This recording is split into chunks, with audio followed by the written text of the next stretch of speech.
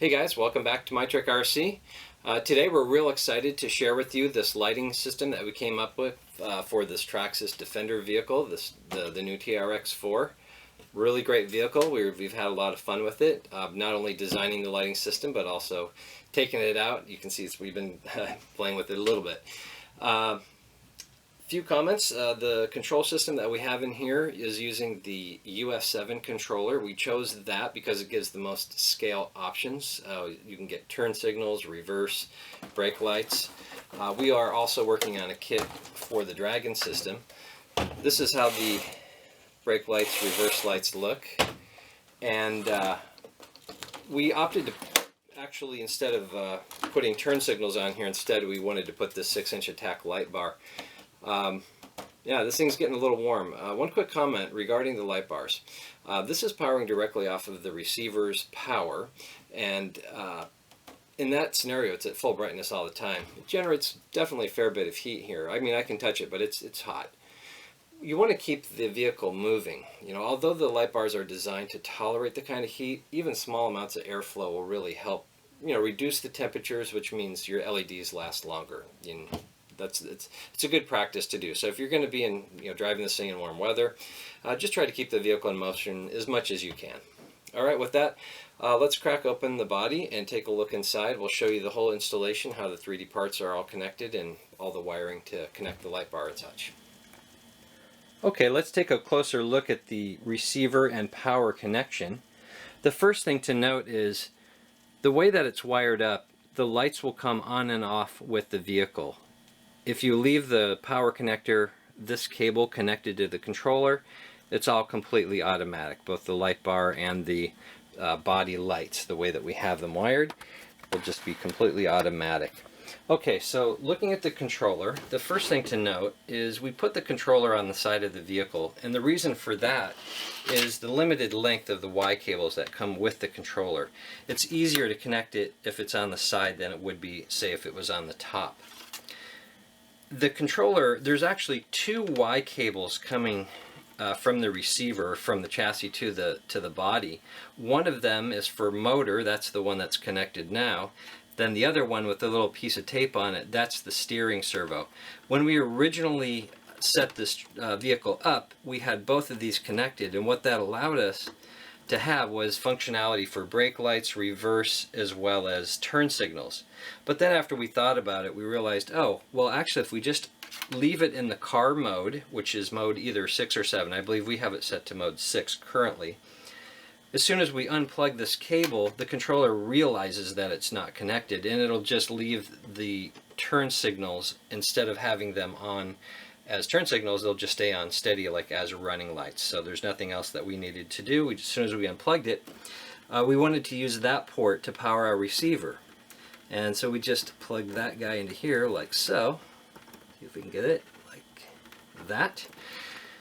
And now the power that's coming from the receiver is not only powering the controller, but it's also passing through to the light bar. That's how they're all on the same system. And the way we have it set up right now is we have all the running lights, headlights, brake and reverse lights. And the orange running lights or turn signals are just on steady in kind of a dimmed state. One other comment regarding the connection of these wires into the radio. The Y cable is like this. Let's look at the motor one, for example. What we did is we took the cover off of these boxes and we unplugged channel 2 is the motor cable. We fed it back out. We plugged it into this male connector here. Then we took the female, slid it up, plugged this back into channel 2. Now we've got the channel 2 motor signal up to the controller, and as well as power for the whole system. We did the same thing for our steering servo cable, but we plugged it into channel 1. So we fed the wires back out. We unplugged the original servo cable, pulled it out of the box, plugged the Y cable into it, the other end into here, and then we would have the steering servo cable up to the box. Alright, so that's the controller. Oh, one other comment on the controller. I mentioned earlier that the light bars can get rather hot on when driving on hot days, or days that have a higher outdoor temperature. If you have a DG1 Dragon controller, and it would be a different package. We're also working on a package for the Dragon controller.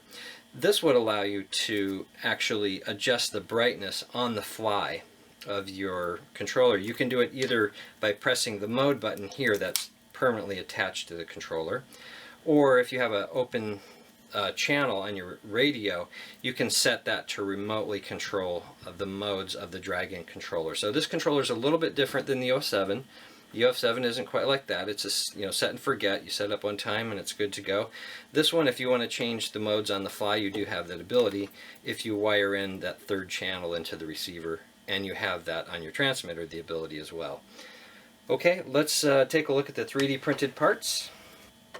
The 3D printed parts come in two layers. There's the shiny chrome layer on the top, and then a black layer underneath.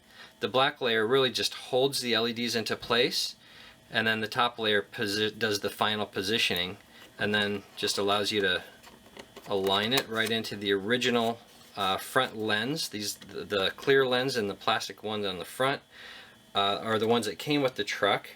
And basically the part that these two pieces, when they come together, the part that they represent was this original piece that came out of the Traxxas. So you can see they look really similar to each other. Essentially this one just replaces that part, and we use the same screws to hold this in place. Okay, very simple and straightforward. Let's jump outside and we'll show you the process for getting the high polish surface on that front reflector lens. The 3D printed parts come out with a fairly rough surface, as you can see here, but cleaning it up is pretty easy. You just take some 150, or I think this is 180 grit sandpaper, and you just want to sand it really roughly until you get all the lines out of the part. Okay, we've got it sanded down to this point, which we think is going to be good enough for our demo. The next step is to apply a little bit of acetone to the surface, and that'll produce a nice shiny reflector for us. Okay, just as little as we can get on here. Now what you want to do is take it, you want to make sure you knock out any acetone that may have filled in the hole. That'll produce like a thin layer of plastic that's kind of hard to work with, so I just knock anything out of the holes there. You can see already it's got a pretty shiny surface on it. I'm going to put a little bit more in here. Okay, knock it out. Okay, yeah, that's going to come out really good. Hopefully you can see this. That's all there is to it. The next step is just going to be to apply some chrome paint to it, and we'll be all set. One other comment before we start painting it. The acetone melts the plastic, and it does it really instantly. You don't really want to set the part down on your cardboard. It'll just bond. The plastic will melt and just stick right to whatever you set it down to. It's better to keep it in your hands, just let it air dry. We're wearing a glove just to try and keep it off of our skin. Definitely do this in a well-ventilated area, and you work with the acetone. Okay, with that, let's go ahead and hit it with our chrome, our Spastics chrome paint. Looks like this. This is really good stuff. You can get a really high gloss, shiny surface on here. One other comment. This is already dry. We can feel it. It dries very rapidly. And that shiny surface that you see, that's basically the surface that we're going to get with our paint.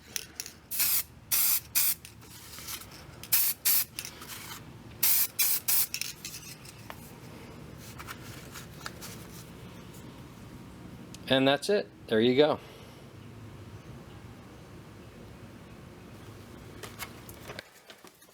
The last step here of the installation is to screw the parts in place. We use the same screws that came with the truck. They were the ones that were holding this piece in there. This was the filler piece that came with the body. So that's that. And the back one looks like this. You can see it's held in with just a single screw here, and this is how it looks on the inside. We did have to remove this bracket right here on both sides. You can kind of see that. But otherwise, it was an easy installation. And now let's take a look at the fender wells and how we install those back. So the first screws you want to attach are these ones to the cross brace.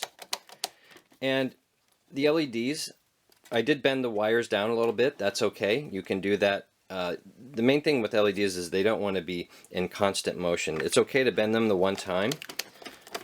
Should be totally fine. So once this is in here, make sure it's fully engaged. Okay. Next, we want to do these. We'll start at one end and we'll work our way back. One thing we had to do here, and this is the only part of this installation that we didn't care for, but it was really a necessity. We snipped this just a little bit, just to give it a little bit of freedom in here. The part is really snug. It should be fine otherwise. I don't think there'll be any real impact mechanically to your system. Otherwise, it looks good.